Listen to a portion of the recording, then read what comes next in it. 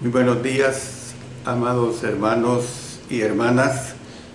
Nuevamente está con ustedes el hermano Alexander Castellanos desde la Iglesia de Cristo en la República del Salvador, Iglesia de Cristo en Ciudad Berlioz. Este día del Señor, día de alabanza para Él exclusivamente, estamos en la parte del estudio de su palabra. Estamos estudiando el libro de Éxodo y ahora vamos a ver la lección número 55. Lo que corresponde ahora es acerca de crisis en la fe. La primera crisis que se da es cuando ellos se vieron sin agua. Eso es lo que vamos a estar estudiando y está basado en Éxodo capítulo 15, versículos 2 hasta el 27. Eso es lo que vamos a estar estudiando durante esta clase que vamos a presentar. Pero por supuesto, antes vamos a pedir la dirección de nuestro Señor. Padre Celestial, una vez más estamos llegando ante tu divina presencia a través de nuestra oración para siempre pedirte la dirección del Espíritu Santo para que tu servidor pueda presentar un mensaje entendible, un mensaje que sea de mucha edificación y que siempre tú seas muy honrado. En el poderoso nombre de nuestro Señor Jesucristo. Amén. Amén. Bueno, como ustedes saben, estamos en esta parte donde ya se dan las dificultades reales en cuanto a la salida de la nación judía de la nación egipcia. Y por eso es que digo que vamos a presentar la primera crisis en la fe, porque ellos se ven sin agua.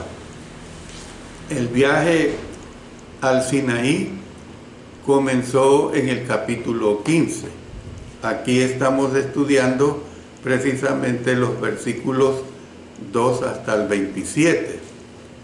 Los israelitas viajaron al desierto de Shur y llegaron a Mara, donde las aguas eran demasiado amargas para beber. No se puede saber por qué estaban amargas las aguas. El asunto es que estaban amargas. Después de que ellos se quejaron con Moisés, el Señor les dio instrucciones a seguir para que las aguas se volvieran dulces. O sea, no dulces en el sentido de la dulzura como el azúcar, sino dulce es, el agua dulce es aquella que es bebible, pues el agua de una fuente o puede ser de un río que no esté contaminado. Entonces se da pues esta queja. Y Dios entonces estableció los términos en los que haría un pacto con el pueblo.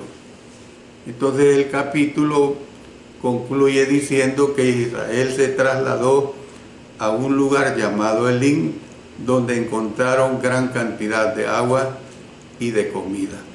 Esto es en una forma sumarizada lo que allí sucede.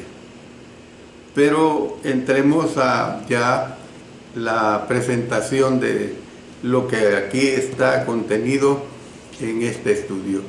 Primeramente se ve un remedio dado por Dios, y esto lo tenemos en los versos del capítulo 15, por supuesto, desde el 22 hasta la primera parte del versículo 25, donde dice: e hizo Moisés que partiese Israel del Mar Rojo, y salieron al desierto de Shur, y anduvieron 3 días por el desierto sin hallar agua.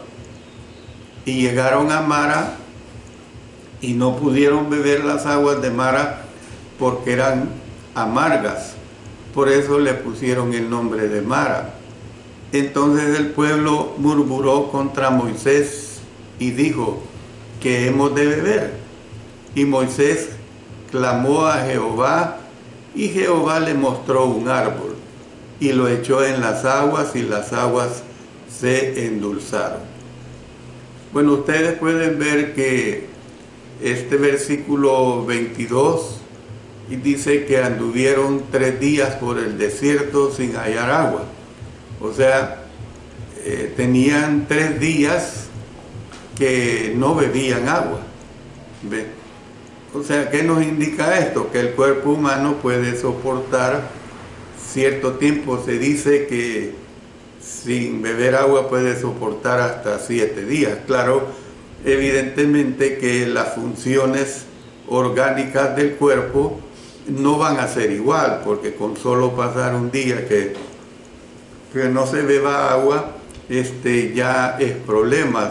Se está catalogado que diariamente el ser humano tiene que ingerir al menos de 6 a 8 vasos de agua como mínimo. Y si tiene la capacidad de beber más agua, pues qué bueno. Claro que hay enfermedades que restringen el tomar cantidades enormes de agua, pero eso es otra cosa. Bueno, ¿qué es lo que vemos? Que después de haber celebrado su salvación, los israelitas comenzaron su largo viaje, primero al Sinaí y luego hacia la tierra prometida. En el relato de su viaje al Sinaí, según se registra la historia en Éxodo desde el capítulo 15, versículo 22, se ve, hermanos y hermanas, hasta el versículo 27 del capítulo 18. O sea, está comprendido todo este relato en su forma completa. Aquí, en esta porción que les he mencionado, del 15 al 18, se destacan 2 hechos. ¿Cuáles son esos 2 hechos? Número 1, los israelitas se quejaron por todo. Ellos, vamos a ver si el Señor nos permite estudiar los otros libros de la ley, o sea, lo conocido como el Pentateuco, los vamos a ver a ellos como personas que siempre se estaban quejando por todo. Había una pizca de algo que no iba ya de acuerdo a sus situaciones, sus necesidades, y empezaban a protestar, empezaban a quejarse. Una y otra vez dieron pruebas de su naturaleza olvidadiza y también de su naturaleza desagradecida. Si alguien es ejemplo, y podemos decir mal ejemplo, del ser desagradecido, es la nación judía. Fueron tan desagradecidos.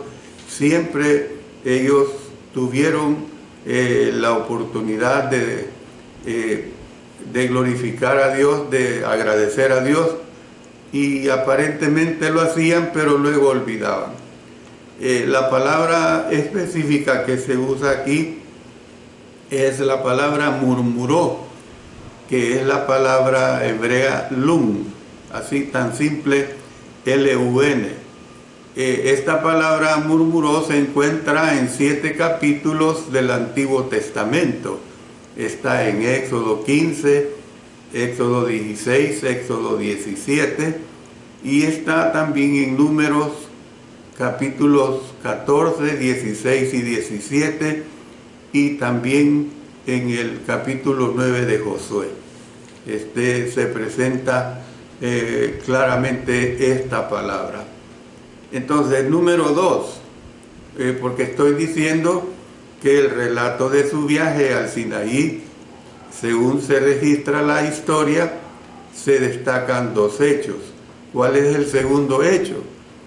Que Dios proveyó a Israel con todo lo que necesitaban. Primeramente los israelitas se quejaron por todo una y otra vez. Decía que dieron pruebas de su naturaleza olvidadiza y desagradecida. El número 2, Dios proveyó a Israel con todo lo que necesitaba. ¿Qué es lo que vemos? Que en lugar de castigarlos por su ingratitud, Dios soportó con paciencia sus quejas y respondió amablemente a sus peticiones. Fíjese que esto es de admirar de nuestro Dios, pues, que cómo es que responde pues amablemente a sus peticiones. Entonces, la primera ocasión en la que se quejaron fue en Mara. Esa es la primera ocasión de queja allí en Mara. Cuando llegaron allí, después de un viaje de 3 días, se dieron cuenta de que no podían beber el agua porque era amarga. Y una cosa que a mí me causa impresión, hermanos, es que en este tiempo bastaba encontrar un río y el agua era bebible, el agua era potable.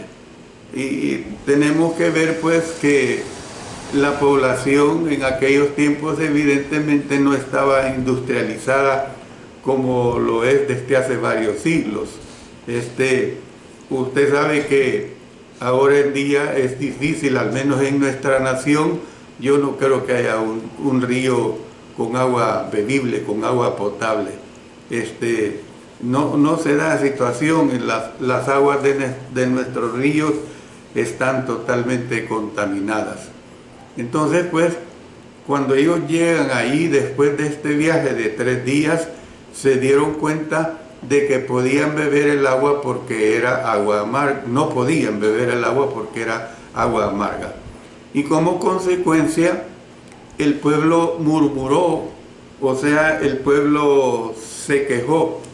El pueblo se quejó contra Moisés, quien Moisés dice que clamó a Jehová, rogándole en nombre del pueblo, pues. Él lo hace en nombre del pueblo. No podemos ver que Moisés se queje, no lo dice. ¿Ve por qué? Porque Moisés, yo lo que puedo entender que a esta altura Moisés dependía de Dios. Moisés ya ponía todo en las manos de Dios. Entonces el Señor contestó su oración, mostrándole un árbol para cortar y arrojar las aguas a fin de que se hicieran dulces. ¿Ve? Entonces, ¿qué es lo que vemos? Que Moisés lo que hace es cumplir con la ordenanza de Dios. Corta un árbol, lo tira, y en sí podemos decir que no es que el árbol tenga un poder de volver las aguas en aguas potables, sino que aquí lo que vemos es el poder de Dios. Los escritores especulan sobre qué clase de árbol fue este y cómo pudo haber neutralizado el sabor amargo del agua. Claro, se han hecho análisis, pero al hacer estos análisis ahí nada más queda como análisis. Yo lo que puedo decir claramente que es una situación milagrosa, pues es una situación en la cual nada menos quien está interviniendo es Dios. Y así como había mandado plagas, había hecho cosas portentosas, ¿por qué no iba a proceder dando esta sanidad o esta pureza al agua? Pues bueno, sea que el árbol proporcionara una solución natural al problema o que simplemente era un símbolo de la forma como Dios dulcificó el agua de manera sobrenatural. O sea, cuando estamos diciendo de manera sobrenatural, estamos diciendo que es de manera milagrosa. No importa que es sobrenatural, que es milagrosa, el asunto es que el Señor lo hizo. ¿Qué es lo que vemos acá? El mensaje es que a Dios le interesaba su pueblo y Él les proveyó de agua para beber. Él les proveyó de agua para beber.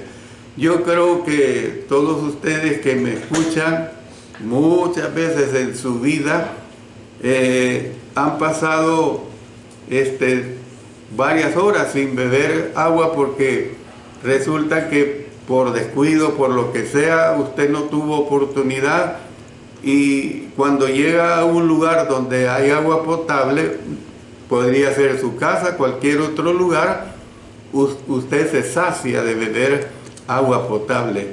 Y yo creo que usted siente el ingerir el agua, el sabor del agua, como que fuera un banquete, y su cuerpo vuelve a la normalidad. Eso es algo muy grandioso. Fíjese que usted puede llevar hambre, se habla de 3 días, yo lo que veo es que también a lo mejor ni habían comido, ¿ve? Entonces, pero lo interesante era saciar su sed, era darle este líquido vital al cuerpo humano. Hace poco yo estuve en un programa médico oyendo todas las virtudes del agua para el cuerpo humano. Me quedo realmente sorprendido cómo es que nosotros sin el agua en nuestro cuerpo no somos nada. Entonces, ¿qué es lo que vemos?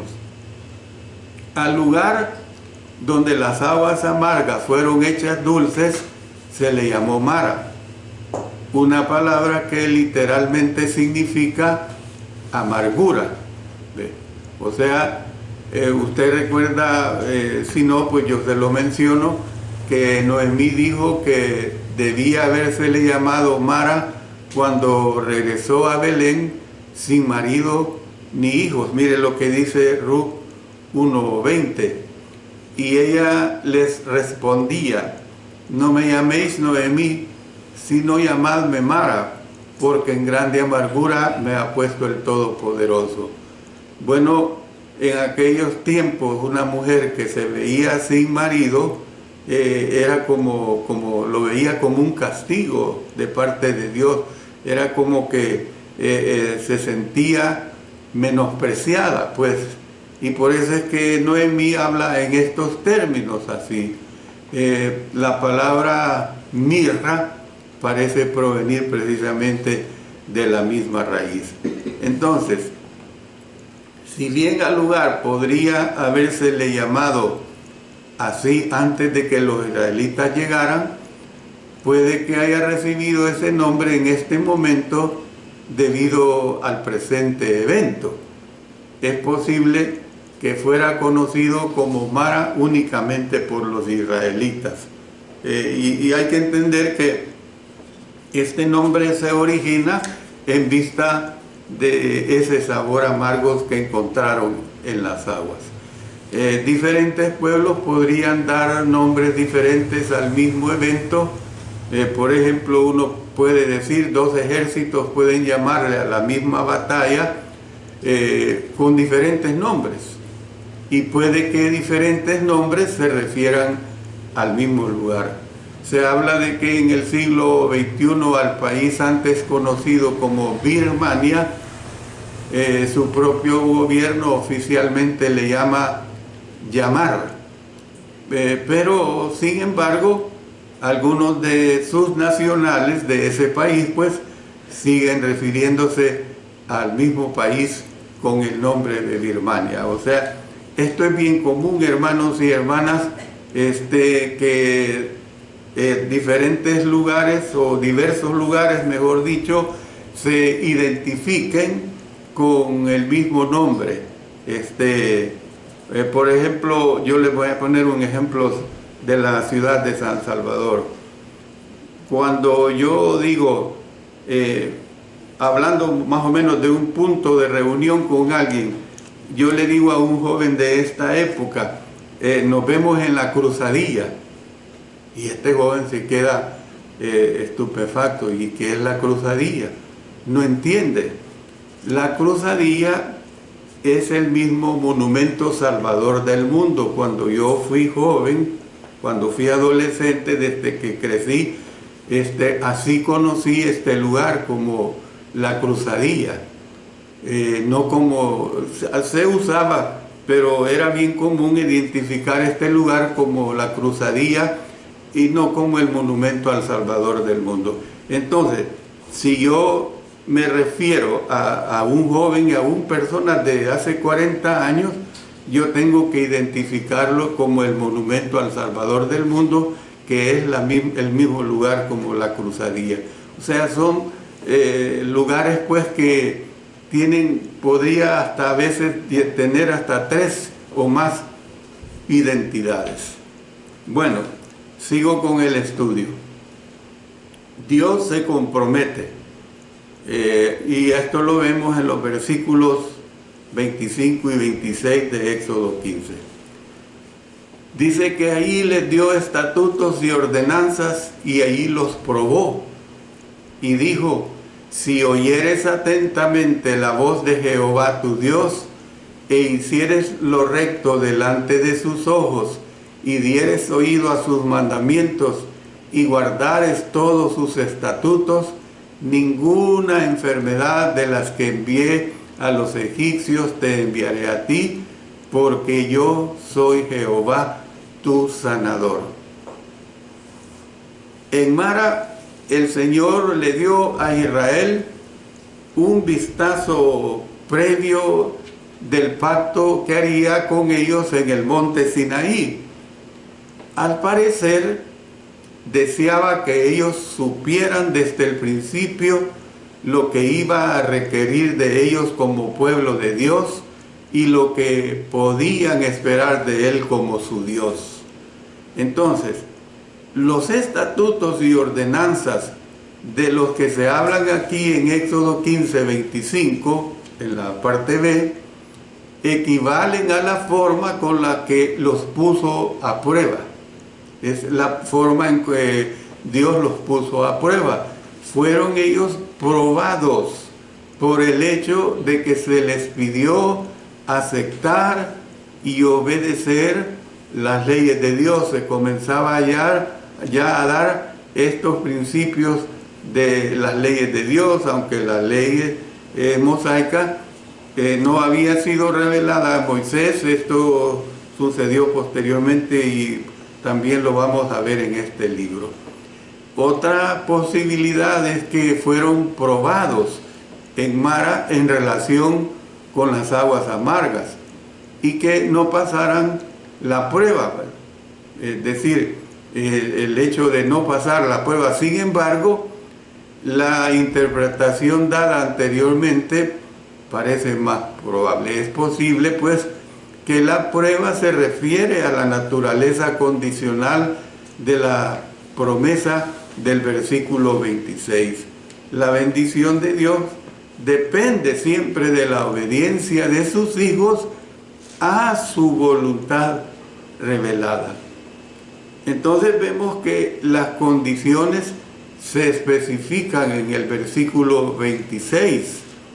Estaban obligados a obedecer a Dios, o sea, hacer caso a su voz, hacer lo recto delante de sus ojos, escuchar sus mandamientos y guardar todos sus estatutos. Entonces Dios a su vez los bendeciría, no enviando ninguna enfermedad de las que había enviado a los egipcios. Usted recuerde esas plagas. Entonces, de hecho, pues el Señor dijo que Él era el sanador de ellos. Él los sanaría y no los heriría si le obedecían. Aquí vemos el sí condicional. Ustedes no van a recibir consecuencias nefastas, por decirlo así, si ustedes me obedecen. Entonces, en general, este pacto preliminar corresponde al pacto que Dios haría con Israel en el Sinaí. Si Israel obedecía al Señor, el Señor bendeciría a Israel. Sin embargo, podríamos equivocarnos al interpretar la promesa en cuanto a que ninguna enfermedad de Egipto afectaría a los israelitas. En este contexto, el Señor estaba hablando probablemente del perjuicio que había traído a los egipcios mediante las plagas, seguido de la destrucción de ellos en el Mar Rojo. Israel no sufriría tales desastres si el pueblo oía atentamente la voz de Jehová. Entonces, si bien las leyes del Antiguo Testamento tenían el propósito de proteger a Israel de algunas enfermedades, a Israel nunca se le garantizó que nadie enfermaría si la nación o la persona obedecía a Dios.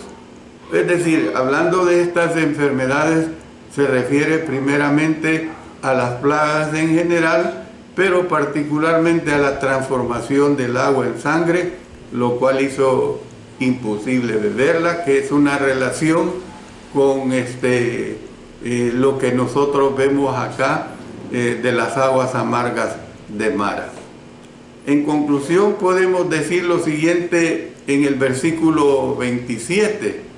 Dice: y llegaron a Elim, donde había 12 fuentes de agua y 70 palmeras, y acamparon allí junto a las aguas. A mí me da también curiosidad las 70 palmeras. Se dice que este árbol, las palmeras, como los árboles de coco, ellos consumen mucha agua, necesitan de mucha agua. Y claro, llegan a Elim y dice que ahí en Elim había 12 fuentes de agua. Ya se pueden imaginar usted la riqueza que había en el subsuelo. El capítulo pues termina con una nota alegre. Los israelitas llegaron a Elim, donde había estas 12 fuentes de aguas, 70 palmeras de dátiles pues. En otras palabras, los alimentos y el agua eran abundantes. Después de las aguas amargas de Mara, Elim tuvo que haber parecido un paraíso. Esta es la realidad que nosotros podemos ver. Y esto así es. Esto así tiene que ser. Otra vez vuelvo a la situación de cuando usted está sediento y ha tenido ya muchas horas de no beber agua. Usted bebe un agua, no anda ni razonando si aquella agua, el depósito está sano, nada, lo que usted quiere es saciar la sed. Entonces, lo que vemos aquí es lo amargo es hecho dulce. Puede que los cristianos confronten, por decirlo así, aguas amargas, tiempos difíciles, tentación, problemas y dificultades personales. Dios puede hacer nuestras vidas dulces, hermanos y hermanas, si nosotros realmente confiamos en Él. Puede que cambie las circunstancias o cambie nuestra actitud para con las circunstancias. Recuerde el ejemplo que pusimos de Noemí. Dijo que a ella no se le debía llamar ya Noemí, o sea, el significado de Noemí es placentera, hermanos, es del significado, Noemí placentera, sino que se le debía llamar Mara, o sea, amarga, pues, o como quien dice, amargada. Por eso, otra vez leyendo de Ruth, capítulo 1, versos 20 y 21.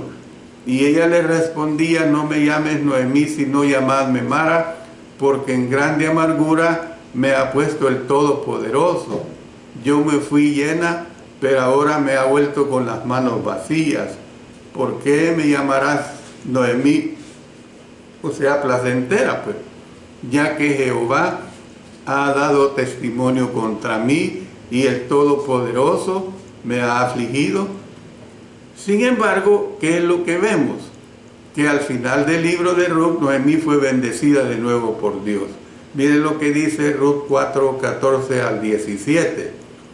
Y las mujeres decían a Noemí: loado sea Jehová, que hizo que no te faltase hoy pariente, cuyo nombre será celebrado en Israel, el cual será restaurador de tu alma y sustentará tu vejez, pues tu nuera, que te ama, lo ha dado a luz, y ella es de más valor para ti que 7 hijos. Y tomando Noemí el hijo, lo puso en su regazo, y fue su aya. Y le dieron nombre las vecinas, diciendo: le ha nacido un hijo a Noemí, y lo llamaron Obed. Este es padre de Isaí, padre de David. Miren todo este árbol genealógico que se presenta. Noemí pertenece pues a la descendencia de nuestro Señor Jesucristo. ¿Qué es lo que vemos? Si confiamos en Dios, Él hará que todas las cosas nos ayuden a bien. Lo que dice el apóstol Pablo en Romanos 8, 28. Y sabemos que a los que aman a Dios, todas las cosas les ayudan a bien. Esto es, a los que conforme a su propósito son llamados. Entonces, el Señor, hermanos, es tu sanador, es mi sanador. Yo puedo tener las 1,000 enfermedades, pero yo confío en Dios, que Él me puede sanar. Hace un par de días el hermano Villeras publica que oráramos por su tía, porque había sido operada de la vista y resulta que tuvo complicaciones, una señora de 93 años, y dijo que estaba tan complicada que estaba a un paso de muerte. Yo le dije a mi esposa: fíjate que esto hay que tomarlo en cuenta, y oramos por ella. Cuando ya fui a la cama, como a las 10 de la noche, el hermano puso otra nota, que la hermana Tomasa Villegas había pasado a la presencia del Señor. Y él puso así una nota: ha caído una gran hermana. Y yo le puse así: la hermana no ha caído, la hermana ha triunfado, porque fue una de las pioneras de la obra en el estado de Tabasco, en México. Él mismo lo dice en la nota que puso. Entonces, esta hermana, por el contrario, había triunfado. Por eso yo digo: el Señor es tu sanador. Eso es lo que nos dice este versículo 26. El Señor sana a las personas físicamente, aun cuando no lo haga milagrosamente. Si no lo hace, pues es, a lo mejor usted, yo sé que usted me entiende, pero es una paradoja espiritual, que el morir a nosotros como fieles al Señor es realmente un triunfo, no es una caída. Los médicos y los medicamentos optimizan las condiciones para la curación. Sin embargo, el Señor es el que realiza la curación en sí. Dios también puede sanar de otra manera. Puede sanar nuestros quebrantados corazones y nuestro espíritu herido. Puede restaurarnos emocionalmente. Por sobre todo, hermanos y hermanas, puede sanar nuestras enfermedades. Puede sanar nuestras almas enfermas, que eso es lo principal, destinadas, cuando no cuidamos nuestra alma, destinadas al infierno, destinadas a esa mortal enfermedad del pecado. Pero yo sé que ustedes que me escuchan, nosotros, por el contrario, queremos que nuestra alma esté destinada a ir al cielo. Eso es lo que nosotros tenemos que luchar continuamente, permanentemente. Dios bendiga su palabra, Dios bendiga a cada uno de ustedes, hermanos y hermanas. Dios me bendiga a mí, porque tenemos que estar cada día luchando por esa presencia eterna con el Señor. Oremos. Padre Celestial, te agradecemos enormemente porque tu palabra realmente es un gran conforte, un gran alivio para cuando nosotros encontramos que estamos atribulados en nuestras almas. Gracias, Señor, por ello. Lo hacemos en el poderoso nombre de nuestro Señor Jesucristo. Amén. Amén.